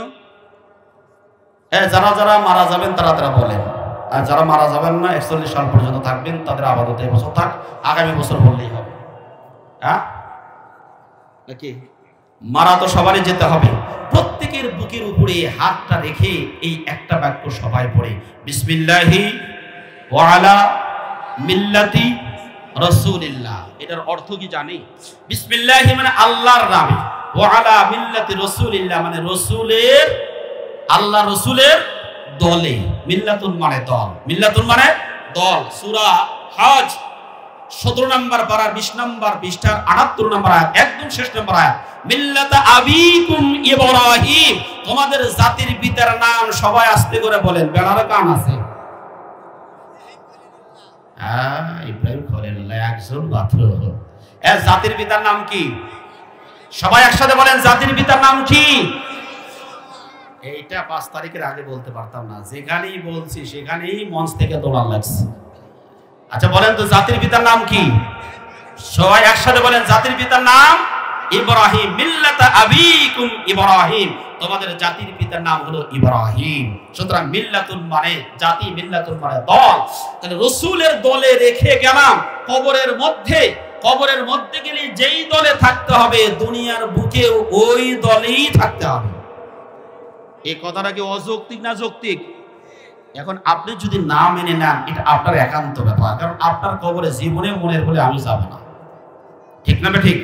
ইন্নামা আনতা মুযাক্কির, আমি হলাম শুধুমাত্র উপদেশদাতা, লাস্তা আলাইহিম বিমুসাইতির, লাঠি দিয়া পিটায়া কাউকে মানানোর দায়িত্ব আল্লাহ আমাদেরকে দেয় নাই, আমাদের শুধু উপদেশ দেওয়ার জন্য বলেছেন। আমার প্রিয় বাবাজিরা, রূহ তাহলে এটা আল্লাহর আদেশ। এক নাম্বার প্রশ্ন ছিল রূহ এটা কি জিনিস, আমরা উত্তর পেয়ে গেলাম সূরা বনী ইসরাঈলের 84 নম্বর আয়াত। রূহ হলো আল্লাহর আদেশ, যতক্ষণ পর্যন্ত আদেশ থাকবে ততক্ষণ পর্যন্ত সলিমুল্লাহ থাকবে, যতক্ষণ পর্যন্ত আদেশ থাকবে ততক্ষণ পর্যন্ত আলী আসগর থাকবে, আদেশ না থাকলে আর আলী আসগর থাকবে না। আবার প্রিয় বাবাজিরা খেয়াল করেন, 2 নাম্বার প্রশ্ন ছিল যুলকারনাইন অথবা ওই ব্যক্তি যেই ব্যক্তি পৃথিবীর এক প্রান্ত থেকে আরেক প্রান্ত পর্যন্ত বাদশাহী করেছেন, তার নামটা কি ছিল, তার প্রকৃতি কেমন ছিল? আল্লাহ রাব্বুল আলামিন বলেন ওয়ায়াসআলুনাকা আযিল কারনাইনি কুল সাআতলু আলাইকুম মিনহু যিকরা। সূরা কাহাফ 11 নম্বর রুকু 16 নম্বর পারার প্রথম নম্বর পৃষ্ঠার 15 নম্বর লাইনে 83 নম্বর আয়াত। আল্লাহ রাব্বুল আলামিন ডাকতে বললেন, নবী হে, আপনাকে তারা জিজ্ঞাসা করবে যুলকারনাইন সম্পর্কে। এই যুলকারনাইনকে ইহুদি খ্রিস্টানেরা নামটা পরিবর্তন করে দিয়েছে বাদশা সেকেন্দার। বাদশা সেকেন্দার কে ছিলেন তো? এই বাদশা সেকেন্দারই হলো যুলকারনাইন। এই যুলকারনাইন পৃথিবীর এক প্রান্ত থেকে আরেক প্রান্ত পর্যন্ত তিনি বাদশাহী বা ক্ষমতা পরিচালনা করে গেছেন। বিস্তারিত বিবরণ তারপরে আছে। আল্লাহ রাব্বুল আলামিন এরপরের থেকে বিস্তারিত বিবরণ দিয়েছেন। এরপরে হচ্ছে 3 নম্বর প্রশ্ন, আসহাবে কাহাফ তথা গুহার অধিবাসী কারা? আল্লাহ রাব্বুল আলামিন তখন বলছেন, নাহনু নাউসু আলাইকা নাবাহুম বিল হক। হে নবী, আপনার কাছে আমি তাদের বৃত্তান্ত যথাযথভাবে, যৌক্তিকভাবে, অথেন্টিকভাবে, নির্ভুলভাবে উপস্থাপন করব ইনশাআল্লাহ। কি ইন্নাহুম ফিতয়াতুন আমানু, তারা হলেন ওই সমস্ত যুবক তারা তাদের রবের প্রতি ঈমান আনয়ন করেছে। জোরে বলেন ঈমান আনয়ন করেছে কার প্রতি? আরো জোরে বলেন কার প্রতি? তাদের রবের প্রতি। আমরা ঈমান আনছি কার প্রতি? আল্লাহর প্রতি। এই কথা ঠিক আছে তো? এখানে বলছেন তাদের রবের প্রতি। রব মানে হচ্ছে যিনি পালনকর্তা, আইনদাতা, বিধানদাতা, হুকুমদাতা, রিজিকদাতা, যা কিছু আছে সব কিছু যিনি দেন তার নাম হলো রব। রব হলো যিনি যখন যেখানে যতটুকু যেভাবে প্রয়োজন ততটুকু যিনি দেন তিনি হলেন রব। সম্মানিত ভাইরা আমার, ইন্নাহুম ফিতয়াতুন আমানু বিরাব্বিহিম ওয়াজিদনাহুম হুদা। যখন তারা বলল তারা ঈমান আনয়ন করেছে তাদের রবের প্রতি, আল্লাহ রাব্বুল আলামিন বলেন আমি তখন তাদের ঈমানের শক্তি পাওয়ার আরো বৃদ্ধি করে দিলাম। সুবহানাল্লাহ। সম্মানিত উপস্থিতি, এই যে আন্দোলন হলো সেই সময় পুলিশ ছবি নিয়ে এসে স্বরাষ্ট্রমন্ত্রীকে বলে, স্যার গুলি করি একটা মরে একটা, শুধু ওইটাই কমে আর বাদ বাকি একটাও কমে না। আপনারা মনে হয় নতুন তথ্য শুনলেন, তথ্য জানেন তো? তো হুহা কিছু করবেন তো? আমার তথ্য ভুল হলে আপনারা সঠিক করে দিবেন। আপনারা শুনছেন সঠিক না ঠিক? ওই সময় যারা আন্দোলন করতে গেছে ওদের ঈমান বৃদ্ধি করে দিয়েছে কে? আরো জোরে বলেন কে? একটা মারে দেখতেছে চোখের সামনে গুলি করতেছে, ঠাস ঠাস করে পড়তেছে, তারপরে ওরা সেখান থেকে দূর হচ্ছে না, কারণ ওরা ফ্যাসিস্ট জালিম বিরোধী আন্দোলন করতে গেছে। ওরা জানে মারা গেলে আমরা শহীদ হয়ে যাব, আর বেঁচে থাকলে দেশটাকে জালিমের হাত থেকে মুক্ত করতে পারবো। কথা ঠিক না ঠিক? সম্মানিত ভাইরা আমার, এই সমস্ত যুবকগুলো জালিম বাদশার সামনে দাঁড়িয়ে অকপট চিত্তে বলেছে, আমরা মূর্তি পূজা করতে পারি, একমাত্র আমাদের মাথা নত হবে আল্লাহর কাছে, পৃথিবীর কোন জালিম ব্যক্তির কাছে মাথা নত হতে পারে না। বাস, এদের বৃত্তান্ত পরের থেকে শুরু হয়েছে, আমরা একটু পরে আসি। সম্মানিত উপস্থিতি, এই 3টা প্রেক্ষাপটে এই সূরাটা নাযিল হয়েছে। আমরা বলতেছিলাম শানে নুজুল, মনে আছে আপনাদের? তাহলে সূরাটির ফজিলত চলে গেছে, এরপরে শানে নুজুল চলে গেল। এই সূরার মধ্যে যে আলোচনাগুলো আছে একটু সংক্ষেপে বলি। এই সূরাটা তেলাওয়াত করলে এত ফজিলত কেন, আমি যদি সংক্ষেপে আপনাদেরকে বলি, মানুষের জীবনে 4টা বড় ধরনের পরীক্ষা আসে। কয় ধরনের পরীক্ষা? 4টা বড় ধরনের পরীক্ষা। 1 নাম্বার ঈমানী পরীক্ষা, 1 নাম্বার ফিতনাতুল ঈমান বা ঈমানী পরীক্ষা। এই সূরা পাঠ করলে ঈমানী পরীক্ষার বিষয়গুলো এখানে জানা যাবে। যারা এই সূরা পাঠ করবে তাদের ঈমান আরো মজবুত হবে, কারণ এই যুবকরা ঈমানী পরীক্ষা দিয়েছিল। 2 নম্বর পরীক্ষা হচ্ছে ধন সম্পদের পরীক্ষা। এই সূরার মধ্যে দুইজন ব্যক্তিকে আল্লাহ রাব্বুল আলামিন ধন সম্পদ দিয়ে পরীক্ষা করেছেন। গিলতাল জান্নাতাইনি আতাত উকুলাহা ওয়া লাম তাজলিম মিনহু শাইআ। এই সূরার 33 34 নম্বর আয়াতে 35 নম্বর আয়াতে আল্লাহ দুইজন ব্যক্তিকে ধন সম্পদ দিয়েছিলেন। এই ধন সম্পদ দেওয়ার পরে তাদেরকে পরীক্ষা করেছিলেন। এই পরীক্ষার কথা এর মধ্যে আছে। 3 নম্বরে যাদের একটু জ্ঞান বেশি থাকে, এলেম বেশি থাকে, লেখাপড়া বেশি থাকে, তাদের ভিতরে একটু অহংকার থাকে কিনা? যারা একটু বেশি জ্ঞানী হয় তারা একটু, সবাই না আর কি, অনেক আছে এরকম অহংকারী হয়। এই তুই কি জানিস, তোর বাপ কি জানে, তোর 14 গোষ্ঠী কি জানে, হ্যাঁ তোরা সব কলম, আমি হলাম এমএ পাস, এরকম একটু গালিও দেয়। সম্মানিত ভাইরা আমার, এই সূরার মধ্যে এই সংক্রান্ত কিছু আলোচনা আছে। আপনারা জানেন হযরত মূসা আলাইহিস সালামকে একবার এক সমাবেশে জিজ্ঞাসা করেছিলেন সবচাইতে জ্ঞানী ব্যক্তি কে? তখন তিনি বলেছিলেন আনা আ'লাম, আমি সবচাইতে বেশি জানি। আল্লাহর কাছে আনা আনা আমি শব্দটা অপছন্দনীয় হয়েছে। এজন্য তিনি বলছেন মূসা তোমার চাইতে আরেকজন জ্ঞানী ব্যক্তি আছে। আল্লাহ তার সন্ধান কি, এই সন্ধানের কথা এখানে আছে। একটা ভাজা মাছ নিয়ে যাবে, এই মাছটা সমুদ্রের মধ্যে যেখান দিয়ে চলবে ওইখান দিয়ে গেলেই ওই জ্ঞানী ব্যক্তিকে তোমরা পাবা। এই আলোচনাগুলো এই সূরার মধ্যে আছে। 3 নম্বর ফিতনা হলো ক্ষমতার ফিতনা, ক্ষমতার ভয়, ক্ষমতার পরীক্ষা। ক্ষমতার পরীক্ষা আছে না নাই? এজন্য বলেন ক্ষমতার পরীক্ষা আছে না নাই? আছে। ক্ষমতা পাওয়ার পরে কিছু মানুষ বিনয়ী হয়, ক্ষমতা পাওয়ার পরে কিছু মানুষ অহংকারী হয়। আল্লাহ বিনয়কে পছন্দ করেন। মান তাওয়াদা লিল্লাহি রাফাআহুল্লাহ ওয়া মান তাকাব্বারা ওয়াদাআহুল্লাহ। যারা বিনয়ী হয় আল্লাহ তাদের মর্যাদা বাড়ায়া দেন, আর যারা অহংকারী হয় আল্লাহ তাদেরকে অপদস্থ করেন। সুতরাং বলতে পারি এটা হেরে যাবে ওদের হিংসা, জিতে যাবে আমাদের ভালোবাসা। কথা বলেন ঠিক না ঠিক? যারা হিংসা করে আমরা দোয়া করি আল্লাহ ওদের হিংসা থেকে মুক্ত থাকার তৌফিক দান করুন, আমাদের ভালোবাসাগুলো ইসলামের জন্য কবুল করুন, সকলেই বলি আমিন। আবার প্রিয় বাবাজিরা, তাহলে এই সূরা পাঠ করলে কয় ধরনের ফিতনা থেকে বাঁচা যাবে? সবাই বলেন কয় ধরনের পরীক্ষা? সবাই একসাথে বলেন কয় পরীক্ষা? 4টা পরীক্ষা। 1 নম্বর ঈমানের পরীক্ষা, 2 নম্বরে ধন সম্পদের পরীক্ষা, 3 নম্বরে জ্ঞানের পরীক্ষা, 4 নম্বরে ক্ষমতার পরীক্ষা। এই 4টা বিষয় এই সূরার মধ্যে আলোচনা করা আছে। আমার প্রিয় বাবাজিরা, এই 4টা বিষয় আমরা মনে রাখবো ইনশাআল্লাহ। মনে রাখবো, সবাই মনে রাখবো ইনশাআল্লাহ। আমার প্রিয় বাবাজিরা, সময় আমার আর সংকলন হচ্ছে না, আমি শেষের দিকে যাচ্ছি। তাহলে এই যে যুবকগুলো এই যারা ঈমানি পরীক্ষা দিয়েছিলেন তাদের সংক্ষিপ্ত পরিচয় হলো এইটা। এই তদানীন্তনকালের একজন জালিম বাদশা ছিল, নাম তার দিকিয়ানুস বা দাকিয়ানুস, যেটাই হোক, জালিম বাদশা ছিল।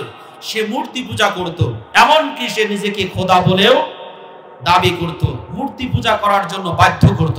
মেলার দিন সবাইকে একত্রিত করে বলেছে তোমাদের সবাইকে মূর্তি পূজা করতে হবে। এখন কয়েকজন যুবক তারা মূর্তি পূজা করতে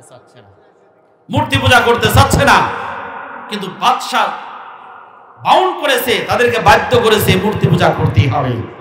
এরা বলছে না আগামী কালকে আমরা বিষয়টা জানাবো। তারা এক এক করে সেখান থেকে চলে গেল, যা গাছের নিচে বসলো, এক এক করে 7 জন যুবক সেখানে বসলো। কেউ কারো কাছে বলতে পারে না আমি যে এক আল্লাহর প্রতি বিশ্বাস করি, এই কথা তারা বলতে পারে না। যখন জুলুম নির্যাতনের স্টিম রোলার চলতেছিল সেই সময় আমরা বলতে পারতাম না যে আমরা ইসলামী দল করি বা আমি একজন মুসলিম, এই কথা ওই সময় বলা যেত না। কথা বলেন ঠিক কিনা? এই কথা বললেই তার নামে যে কোনো একটা মামলা হয়ে যেত। এই কয়েকটা যুবক একত্রিত হওয়ার পরে দেখা গেল 7 জন হয়ে গেল। আস্তে আস্তে করে পরামর্শ করলো, ভাই আপনি কেন এসেছেন? বলে আমি জালিম বাদশার এই আইন মানতে পারছি না, একমাত্র আল্লাহ আমার রবকে ছাড়া অন্য কোনো ব্যক্তির কাছে মাথা নত করতে পারি না। আরেকজন বললো ভাই আমিও তো সেই জন্য এখানে এসেছি। আরেকজন বললো ভাই আমিও তো এই কারণে এসেছি। এরকম করে করে সমন্বয় গঠন করা হলো। কথা বোঝেন নাই? বোঝা লাগবে, সবকিছু তো বলা যাবে না। আস্তে আস্তে করে গঠন হয়ে গেল 7 জন যুবকের একটা দল। তারা বলল আমরা জীবন দিতে পারি কিন্তু কোন জালিমের কাছে, কোন মূর্তির কাছে মাথা নত করতে পারি না। এই মাথা যিনি দিয়েছেন একমাত্র তার কুদরতি পায়ের তলেই নত হবে। চিল্লা বলেন ঠিক কিনা? আমার যুবক ভাইরা, এখান থেকে যুবকদের জন্য শিক্ষা হলো, ওই সমস্ত 7 জন যুবক, ফিতয়াতুন মানে যুবক, এই 7 জন যুবক সমাজের প্রেক্ষাপট পরিবর্তন করার জন্য তারা জালিমের কাছে মাথা নত করেন নাই, বরং আন্দোলন করেছে ঈমান বাঁচানোর প্রয়োজন যদি হয়, জালিমের সাথে আপোষ করে নয়, প্রয়োজনে হিজরত করে অন্য জায়গায় চলে যেতে হবে, তবুও জালিমের সাথে কোনো আপোষ চলবে না। কথা বলেন ঠিক না ঠিক? আমার প্রিয় বন্ধুগণ, আমি আপনাদের কাছে আরেকটি মেসেজ এটা দিতে পারি, সামনে আরো যে সময় আছে, আমরা প্রত্যেকেই চেষ্টা করি আল্লাহর জমিনটা ওই সমস্ত যুবকদের মাধ্যমে যদি আল্লাহর আইনটা জমিনের মধ্যে বাস্তবায়ন করতে পারে, তাহলে এই সমাজে কোনো ডাকাত, কোনো দর্শক, কোনো খুন খারাপি, জেনা, ব্যভিচার, সুদ, ঘুষ, মদ, জুয়া, অশান্তি বলতে কোনো কিছুই থাকবে না। কোরআন সব সমস্যার দিতে পারে সমাধান। আমরা কি সব সমস্যার সমাধান কোরআন থেকে মেনে নিতে চাই? জোরে বলেন চাই? তাহলে মাসুমপুরের মুসলমানদেরকে আমি তার তহিন কণ্ঠে বলতে চাই, একবার আমরা জালিমের বিরুদ্ধে যুদ্ধ করে ফ্যাসিস্ট দাঁড়িয়েছি, আর একটা বার যদি আমাদের জীবনের তাজা রক্ত দিতে হয় আল্লাহর জমিনে কোরআনের আইন বাস্তবায়ন করার জন্য, কারা কারা রাজি আছেন দোয়া তুলে আল্লাহকে দেখা। লিল্লাহি তাকবীর। আল কোরআনের আলো, আল হাদিসের আলো, কোরআন হাদিস যেখানে, কোরআন হাদিস নাই যেখানে, মদ জুয়া যেখানে, নারায়ে তাকবীর। আবার প্রিয় বাবাজিরা, আমরা পারবো তো ইনশাআল্লাহ? ইনশাআল্লাহ। কেন পারবো? আল কোরআনু হুজ্জাতুল লাকা আও আলাইক। কোরআন এটা হয়তো তোমার পক্ষে সাক্ষী দিবে, অথবা কোরআন তোমার বিপক্ষে সাক্ষী দিবে। কোরআন কার পক্ষে সাক্ষী দিবে? কোরআন সাক্ষী দিবে তাদের পক্ষে যারা কোরআনের সাথে থাকবে, কোরআন নিয়ে জীবন যাপন করবে, কোরআন অনুযায়ী আমল করবে, কোরআন তাদের পক্ষে থাকবে। আমার প্রিয় বাবাজিরা, মাহফিলটা আরো সুন্দরভাবে আরো কিছুক্ষণ চলুক, আপনারা চান? সবাই চান? আমি আর আলোচনা করব না, আমাকে আপনারা চাবেন না আমি জানি, আমি আর আলোচনা করব না। প্রধান মেহমান আসতেছে না? আচ্ছা, আসতেছি। প্রধান মেহমান আসতেছেন, আমি আলোচনা করব না। সুন্দর করে আলোচনা যদি চালাইতে চাই তাহলে আপনারা একটু এগিয়ে আসেন, মা বোনেরা যারা আছেন তারা একটু সামনের দিকে এগিয়ে আসেন, ফাঁকা জায়গাগুলো একটু পূরণ করে নেই, অন্যদেরকে একটু শোনার জন্য আমরা ব্যবস্থা করে দিই। ভাই একটু সামনের দিকে আরেকটু আসেন তো, যারা সামনে 4 ইঞ্চি জায়গা আছে একটু সামনের দিকে, যদি জায়গা নাও থাকে তারপর একটু নাড়াচাড়া করবে, একটু নাড়াচাড়া করে। জি, সামনে এগিয়ে আসেন, সবাই সামনের দিকে আসেন, সামনের দিকে আসেন ভাই, সামনের দিকে আরো এগিয়ে আসেন একটু। আলিয়াতুল মুমিলাতুল মাইলাতুল রুউসুহুন্না কাসনিমাতিল বুখতিল মাইলাতি লা ইয়াদখুলনাল জান্নাতা ওয়া লা ইয়াজিদনা রিহাহা ওয়া ইন্না রিহাহা লাতুজাদু মিন মাসিরাতিন কাদা ওয়া কাদা। আমার প্রিয় ভাইরা, এই বক্সটা একটু এদিক ঘুরে দেন, এদিক ঘুরে, এদিক ওদিক। আচ্ছা, এদিক খেয়াল করেন। মা বোনদের জন্য একটা মেসেজ খেয়াল করেন। নবী করিম সাল্লাল্লাহু আলাইহি সাল্লাম বলেছেন, এমন একটা সময় আসবে যে সময় 2টা দল বের হবে। খেয়াল করেন, 2টা দল বের হবে। এই 2টা দলের মধ্যে একটা দলের হাতে এরকম বড় বড় হকি স্টিক, লাঠি ইত্যাদি ইত্যাদি অস্ত্র থাকবে। এই অস্ত্রের মাধ্যমে তারা মানুষদেরকে ভয় দেখাবে, তারা মানুষদের মাঝে আতঙ্ক সৃষ্টি করবে। নবী সাল্লাল্লাহু আলাইহি সাল্লাম বলেন, ওরা জান্নাতে যাবে না, ওরা জান্নাতের ঘ্রাণও পাবে না, যদিও জান্নাতের ঘ্রাণ হাজার হাজার মাইল দূর থেকে পাওয়া যায়। এরকম হকি স্টিক, লাঠি, ছুরি, রামদা ইত্যাদি এগুলাওয়ালা মানুষ আছে না নাই? জোরে বলেন, আছে না নাই? এই যে এসএস রোডে ওই যে রঞ্জু ভাইকে যা হত্যা করেছে, জবাই করেছে, ওটা কি বেলেট দিয়ে করেছে? কথা কয় না, কি দিয়া? গুলি করে তো মারছি, তারপরে জবাই তো করছে। জবাই করেছে কি বেলেট দিয়া? কি দিয়া? ছুরি দিয়া। এরকম ছুরি যাদের কাছে থাকবে তাদের ব্যাপারে রাসূল বলেছেন, এটা আমার কথা। এই সমস্ত লোকরা জান্নাতেও যাবে না, জান্নাতের ঘ্রাণও পাবে না। ওয়ানিসাউন কাসিয়াতুন আরিয়াতুন, ওই সমস্ত মহিলা যারা কাপড় পরিধান করার পরেও তাদেরকে উলঙ্গ দেখা যাবে। এরকম আছে না নাই? কাপড় পরিধান করে কিন্তু আসলে যা যা ঢেকে রাখা দরকার তা ঢেকে রাখে না। ওয়ানিসাউন, মহিলা কাসিয়াতুন, কাপড় পরিধান করবে, দাম কম না, 15-16 হাজার টাকা দাম, কিন্তু পেট খালি কপালে নুক্তা আছে, পর্দার বালাই নাই। রাসূল বলছেন কাসিয়াতুন আরিয়াতুন, ওরা উলঙ্গ দেখা যাবে। মুমিলাতুন মাইলাতুন, ওরা পরপুরুষদেরকে নিজের দিকে আকৃষ্ট করবে, আবার পরপুরুষের দিকে আকৃষ্ট হবে। ওরা পরকীয়া প্রেম নিয়ে ব্যস্ত থাকবে। কথা বলেন, আছে না নাই? আচ্ছা, লা ইয়াদখুলনাল জান্নাতা, তার আগে আছে রুউসুহুন্না কাসনিমাতিল বুখতিল মাইলাতি, ওরা চুল কেটে ফুলকপির মতো বানাবে, মাথায় একটা এই যে কি জান লাগায় এগুলা লাগাবে, চুলগুলো উটের অথবা ঘোড়ার যে গজ আছে না, ঘাড়ের উপর চুল থাকে, এই চুলগুলো হাঁটার সময় এরকম দোলাদলি করে। এ রসুলের ভাষায় বলছি, এই চুলগুলো তাদের এরকম হেলতে দুলতে থাকবে, পরপুরুষদেরকে তারা নিজের দিকে আকৃষ্ট করবে, তারাও আকৃষ্ট হবে। বিশ্বনবী বলেন এই সমস্ত মহিলারা আল্লাহর জান্নাতে যাবে না, জান্নাতের ঘ্রাণও পাবে না, যদিও জান্নাতের ঘ্রাণ হাজার হাজার মাইল দূর থেকে পাওয়া যাবে। সুতরাং আমার মায়েদেরকে আমরা বলবো, পর্দা যারা করেন না তাদের জন্য অশনি সংকেত এই হাদিস। আজকে এই হাদিসটা শোনার পরে আর পর্দা ছাড়া যাবে না।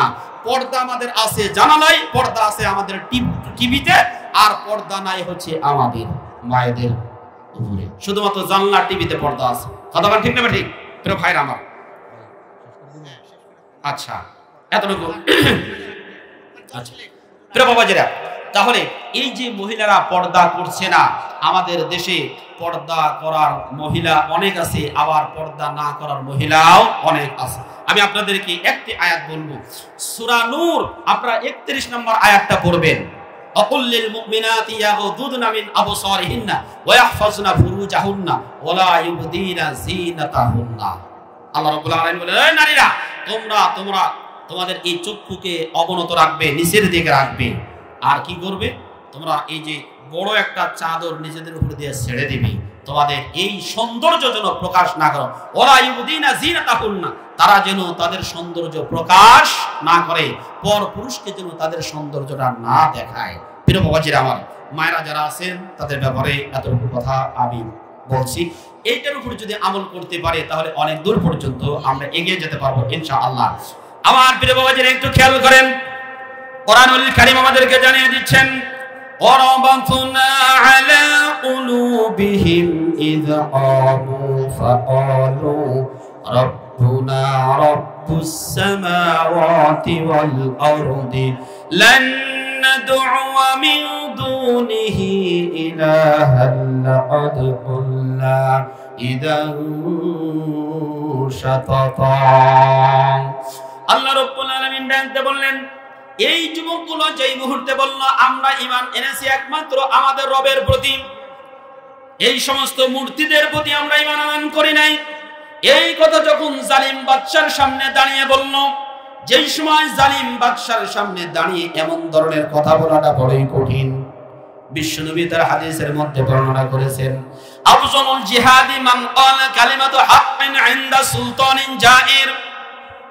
জালিম বাদশার সামনে দাঁড়িয়ে সত্য কথাটা অকপট চিত্তে বলাটা, এটা হলো সবচাইতে বড় জিহাদ, সবচাইতে উত্তম জিহাদ। আমার প্রিয় বাবাজিরা, পৃথিবীতে যত জালিম শাসক এসেছেন, এই জালিম শাসকের সাথে একটা শ্রেণী আতাত করেছে, আর একটা শ্রেণী কখনো আতাত করে নাই। আতাত না করার কারণে তাদেরকে জেল, জুলুম, মামলা, হামলা, গুম, খুন ইত্যাদি হতে হয়েছে, এমনকি ফাঁসির মঞ্চ পর্যন্ত তাদেরকে চলে যেতে হয়েছে।